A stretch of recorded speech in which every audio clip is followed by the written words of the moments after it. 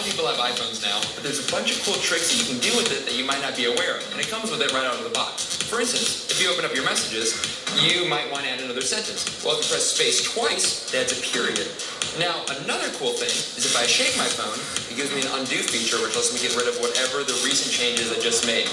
Now, number 3, when you're sending somebody an email, sometimes it's difficult to add everything at the end of their name. So, if you press 2 and hold this period down, you can add all of the normal endings you would use in any regular email. This is actually 2 for price of 1. You swipe up, you can turn on airplane mode, which takes away your Wi-Fi, all your Bluetooth, and makes your phone charge a lot faster. If you open up your compass and swipe left, you have a level. This one actually surprised me. So you can use it in paintings or whatever you need to know if something's level.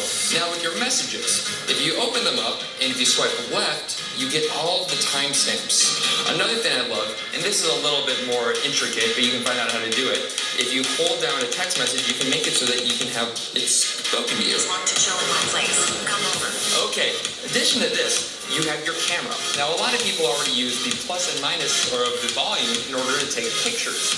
But what you might not be aware of is if you hold the photo burst down, you can get all kinds of pictures and go through later to see which one's the best. You can additionally hook up your headphones and use those to take pictures discreetly.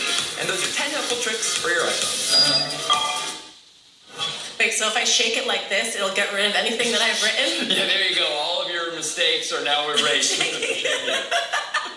Andy Cohen, joining us now. Yeah, I've been happy to be here. Is this only for new iPhones? Actually, no, this works on all iPhones. The updated operating system, if you have it, your most current iOS will make this work on all of your phones. So don't worry, even if you don't have an iPhone 6 or 6 Plus, you can still do this on the 5 or the 4.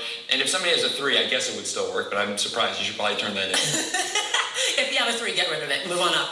I want to know, how'd you come up with these tricks? Well, a lot of them are just things my friends showed me how to do, and then additionally you can go online and they'll just say, oh, by the way, you might not know that your iPhone can do this. There's actually so many I wanted to throw in this piece I just didn't have time for, but if you want to go online, you can find out a bunch of cool things that you can just change in your general settings to make your phone way more interesting. And if people want to find out more about these tricks, I'm going to forget them, but I think they're all amazing tricks. Where can I go and find out more about the tricks? Well, you can go to our Daily Share Facebook page, just type in Daily Share, like us, and then we're constantly updating things like this. So you can go and check it out, and I'll be here. Literally, they won't let me leave work until I keep coming up with cool new tricks for iPhones. Okay, I am an iPhone user. I love iPhones, but I know like Ali Najad, for instance, who's on the show a lot. Loves Androids. He loves Androids. Like unhealthily, he loves Androids. Yeah, and he likes to get into fights over iPhone versus Android. So give me some tricks on Android so we don't leave him out. Okay, guys, well, check this out. If you want to take a look at my little phone here, there's a few things you can do on Android. Oh, right over here. Perfect.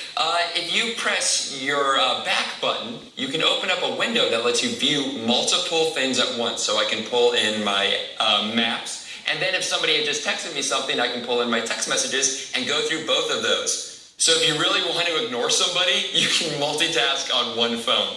Now that's just one thing you can do on Android, but another one, if you go to your settings, which is this little button right down here, you can do something called S-Beam, which is really interesting. This lets me use my phone as a Wi-Fi device. So let's say you had a Galaxy, Yasmin. I could pop them both together, and I could send videos from each of these phones with just touching them. Wow. Yeah, so that way, if it's something great, if you have it's the holiday season, you might have like a fun video of your kids or somebody else that you know playing around, you can share that easily with S-Beam. That is an incredible technology. I know, it's ridiculous. The harder thing is, this isn't easy to find in Androids. The iPhone's a little bit easier for everyday usage, but Androids are a little bit more specific. Andy, let me ask you real quick.